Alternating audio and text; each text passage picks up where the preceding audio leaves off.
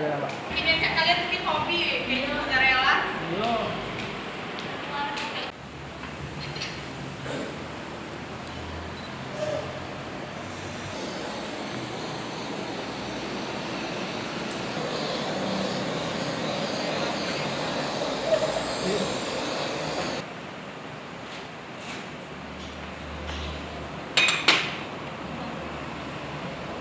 Donat roti udah biasa, coba kita bikin donat pempek, tapi toppingnya saya disuruh bikin sendiri, topping pempek.